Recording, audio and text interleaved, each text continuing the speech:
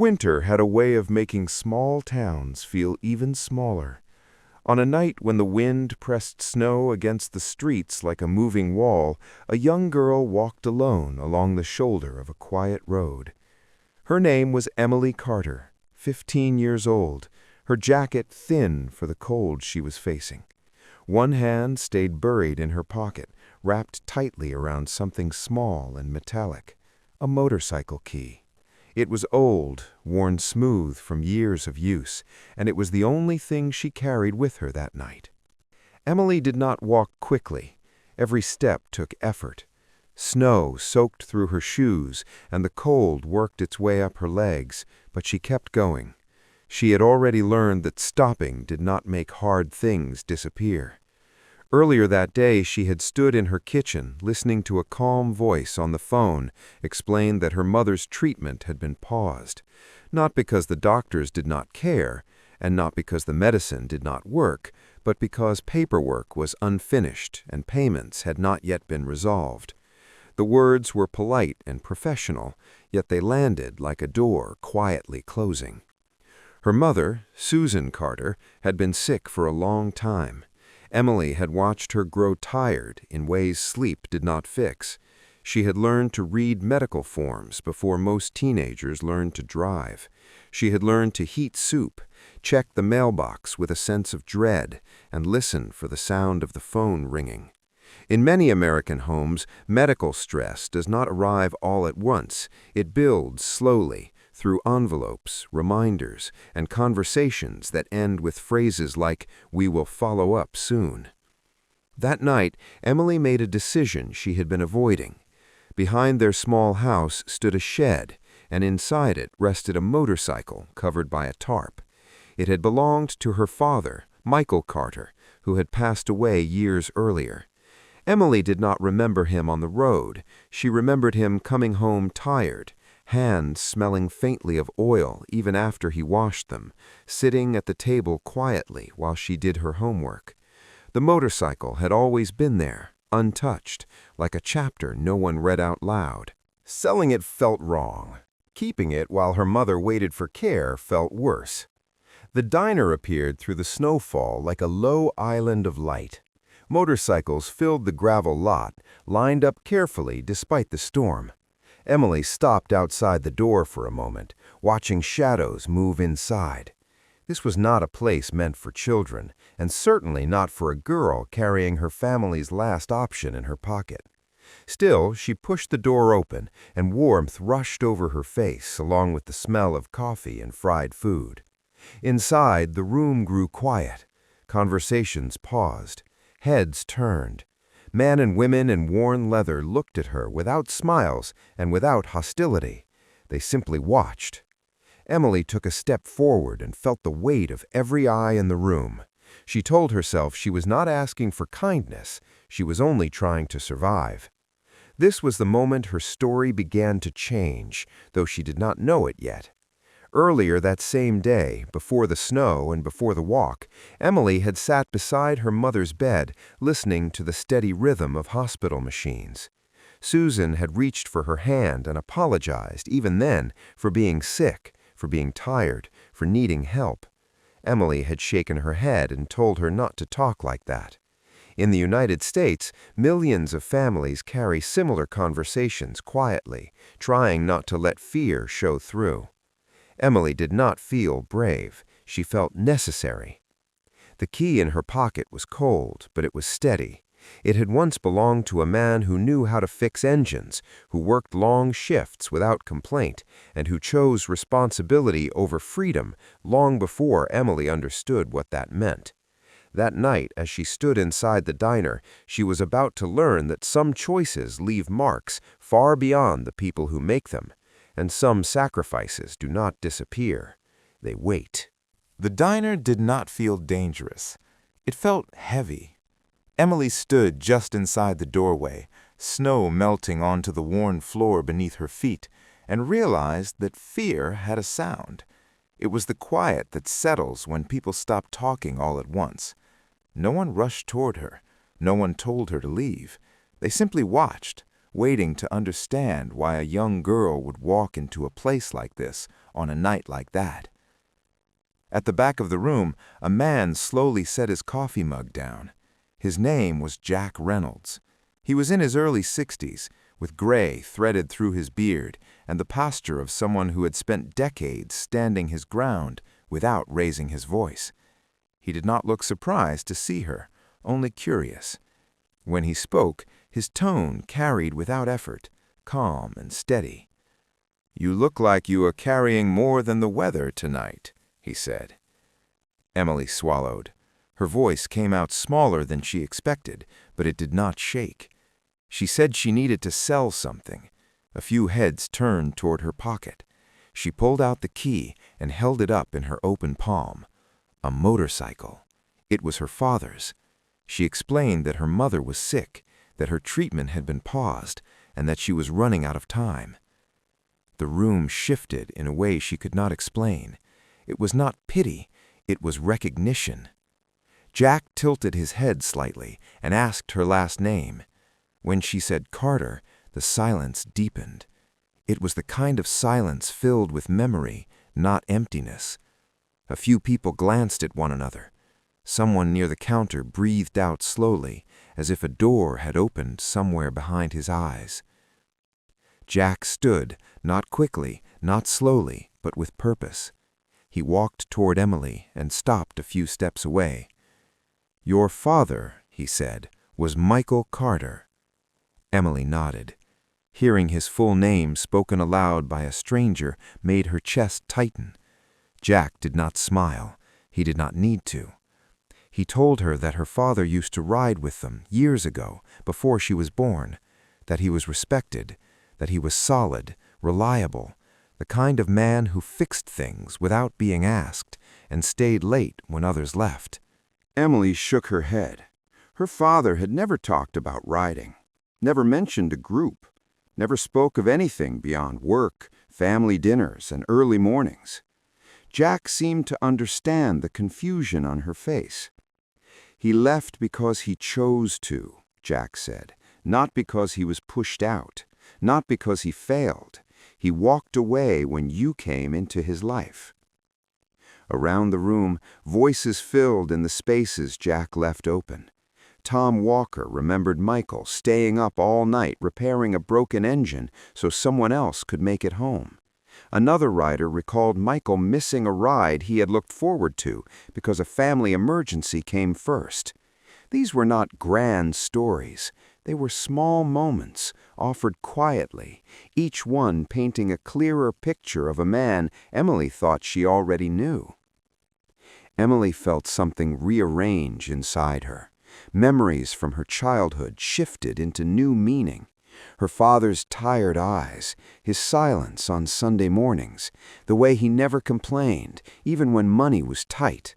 She had thought those things meant nothing more than exhaustion. Now she understood they were choices. Jack looked at the key still resting in her hand. "Put it away," he said gently. Emily hesitated, confused. Jack turned back to the room and spoke plainly. "Michael Carter's family needs help. His daughter did not ask us for charity. She came here to do what she thought was right."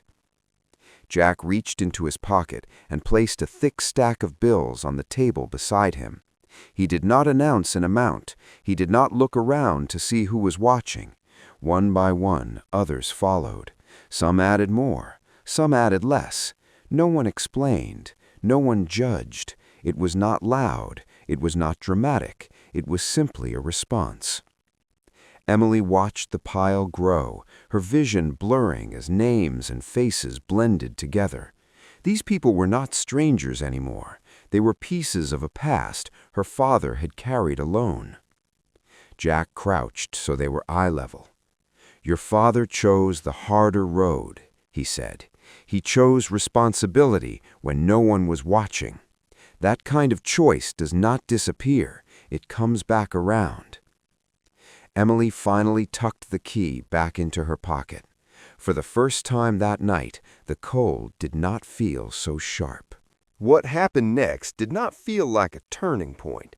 It felt like something that had been waiting for a long time to surface. The diner did not erupt into cheers or speeches. No one clapped. There was no announcement, no dramatic moment where the room decided all at once. Instead, there was a quiet order to it, the kind that comes from people who understand one another without needing to explain themselves. Jack Reynolds stepped back and let the room breathe. He did not tell anyone what to do. He did not use words like loyalty or brotherhood. Those ideas were already understood. The people there had lived long enough to know that real honor does not need to be named out loud. Stories began to move through the room, not loudly, not all at once, but in small pieces that fit together.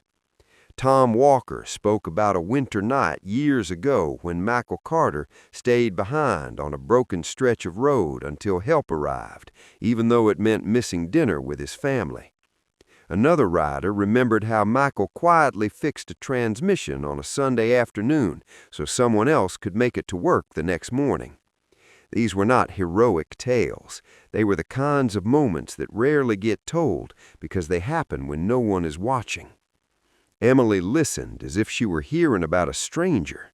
She realized how much of her father's life had existed in the space between words. He never spoke about sacrifice. He never kept score. He did what needed to be done and went home to his family. That was the pattern of his life, steady and unseen. What struck her most was not the money gathering on the table, but the absence of expectation. No one asked for recognition. No one hinted at being repaid. There was no sense of debt being created. This was not a transaction. It was a response to a choice made long ago by a man who had accepted responsibility without asking for applause. Jack watched Emily carefully, not to see her reaction, but to make sure she understood something important. When he spoke again, his voice was calm, almost instructional, as if he were passing down a lesson earned the hard way. "Your father did not walk away from us because he was afraid," Jack said. "He walked away because he knew what mattered more. That kind of decision shapes a man. It shapes everyone around him, too, even if they never realize it at the time." Emily thought about the years her father worked long shifts, came home tired, and still found time to fix things around the house. She thought about the way he never spoke badly about anyone, never complained about money, never asked for help even when it would have made things easier. She saw now that silence had been his way of carrying weight without spreading it to others. Around the room, people continued to contribute in their own quiet ways. Some placed folded bills on the table and returned to their seats. Others nodded once at Jack and stepped outside for fresh air. No one counted out loud. No one compared amounts.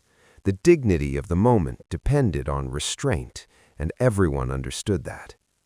Emily felt her chest tighten, not from fear, but from something closer to clarity. She had walked into the diner believing she was alone, carrying a problem too heavy for her age. She now understood that she was standing in the middle of a story that began long before she was born, a story about choosing the harder path and trusting that it would mean something someday, even if that meaning did not arrive on schedule. Jack met her eyes again. "Honor does not fade," he said. "It waits. It waits until it is needed." Emily nodded slowly. She did not speak. She did not need to. The key remained in her pocket, no longer a symbol of desperation, but a reminder of the life her father had built through quiet decisions. For the first time since her mother became ill, Emily felt something steady beneath her fear. Not certainty, but trust. Trust that doing the right thing, even when it costs everything, leaves a mark that time cannot erase. The room settled back into a low murmur. Coffee was poured, plates were moved aside. Life continued. But for Emily, something fundamental had shifted. She had come looking for a way out. She had found something deeper. She had found proof that her father's choices still mattered, and that honor, when lived honestly, does not need to be defended. It reveals itself. What followed did not unfold in a rush. It moved with intention, guided by people who understood that doing things the right way mattered just as much as doing them quickly. Jack Reynolds gathered the envelopes quietly and asked Emily to sit for a moment. He explained that they would take care of the immediate needs first, the parts that had been tangled in delays and uncertainty. There was no talk of confrontation, no raised voices, no sense of urgency meant to intimidate. This was about clarity and responsibility.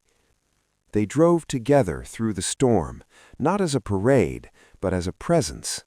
At the hospital, the lights were bright and steady, and the halls carried the familiar sound of machines and footsteps. Jack spoke with staff respectfully and directly, presenting the funds that had been collected and the information needed to resume care. The tone remained calm. The process was formal. With the necessary arrangements now in place, Susan Carter's treatment continued without interruption. The shift was subtle, but it was real.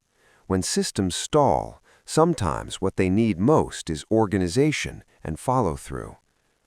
Emily watched from a chair near the wall, holding her jacket close, feeling the weight inside her chest begin to loosen. She saw nurses move with renewed purpose, heard the quiet confirmations that things were moving forward. No one claimed credit, no one lingered. The work spoke for itself. With the immediate care secured, Jack turned his attention to the next pressure bearing down on the family, the house. Emily had mentioned the letters, the calls, the growing fear that even with her mother receiving care again, they might lose the place that held all their memories. Jack listened carefully, then nodded once. He asked for the paperwork and reviewed it with the same patience he brought to everything else. The following hours were not dramatic, they were deliberate. The terms were addressed, the obligations were clarified. Arrangements were made to ease the burden and create space for the family to recover without the constant threat hanging over them. Nothing happened outside the law. Nothing was forced. The result was stability, the kind that allows people to breathe again. When Emily finally returned home in the early hours before dawn, the storm had softened. Snow rested quietly on the roof and along the fence. The shed stood just as it always had, the motorcycle still waiting under its cover. Jack walked her to the door and placed the documents in her hands, explaining what each one meant in plain language. "Your mother can focus on getting stronger now," he said. "You can focus on being a kid again." Emily nodded, exhaustion settling in as relief took its place. She wanted to say thank you, but the words felt too small. Jack seemed to understand. He gave her a gentle smile and told her to get some rest. Over the following weeks, life began to find a new rhythm. Susan grew stronger, her color returning slowly, her steps more confident each day. The fear that had filled their house receded, replaced by cautious hope. Emily returned to school, her thoughts still heavy at times, but no longer consumed by panic. The motorcycle did not remain forgotten. A man named Ethan Moore arrived one afternoon with a flatbed and a quiet demeanor. He spoke to Emily with respect, explaining that he would take the bike to his shop and bring it back to life properly. He did not ask for payment. This was not about cost, it was about care. He promised to keep her informed, and he did. Photos arrived over time, showing progress piece by piece, the engine rebuilt, the metal cleaned, the seat restored. Each update felt like a message from the past being handled with patience and skill. Emily realized then that the community her father had once been part of was not interested in spectacle. They were interested in stewardship, taking responsibility, making sure things were done well. Through it all, no one demanded gratitude. No one told the story for attention. The help came quietly, deliberately, and with respect. This was what it looked like when a community chose to show up without needing to be seen. And for Emily, it changed everything she thought she knew about strength. By the time summer arrived, the house felt different. Not larger, not newer, but lighter. Susan Carter moved through the rooms with more strength in her step, pausing now and then to rest, but smiling in ways Emily had not seen in a long time. Meals were no longer eaten in silence. Laughter returned slowly, cautiously at first, then with more confidence, as if it needed permission to come back. The fear that once lived in the corners of the house had loosened its grip. Letters still arrived, but they no longer carried the same weight. The future was no longer a question mark hanging over every day. It had shape again. It had time. Emily never told her mother everything that had happened that winter night. She shared only what felt right, that some of her father's old friends had helped, that people remembered him. Susan listened quietly, nodding, her eyes distant for a moment. She had known Michael Carter as a husband and a father. She had not known the other chapters of his life, the ones written before responsibility took over. Not knowing did not lessen her love. If anything, it deepened it. The invitation arrived one afternoon in a simple envelope delivered by hand. Emily recognized the woman who brought it. She had been at the diner, watching quietly from the side. The card inside was plain, an address, a time, no explanation, just an invitation. The building sat just off the highway, solid and unassuming. Inside, the space was filled with familiar faces, and many Emily did not recognize. They stood respectfully, making room as Emily and her mother stepped forward. At the center of the room, under soft light, stood the motorcycle. It looked whole again, restored with care, not to impress, but to honor. The paint reflected the light gently, the metal shone without excess. Everything about it spoke of patience and respect. Ethan Moore stood nearby, hands clean, posture modest. He did not take credit, he did not explain the work. He simply nodded, as if to say it was done the way it should have been. Beside the motorcycle was a small plaque. Emily read it slowly. Michael Carter, father, worker, rider. He chose the harder road. Susan's hand flew to her mouth. Tears came freely now, not from pain, but from understanding. Jack Reynolds stepped forward and spoke quietly, not to command attention, but to share truth. He told Susan about the man she married, about the choices Michael made when no one was watching, about walking away from the road to be present at the table, at bedtime, at the small moments that define a family.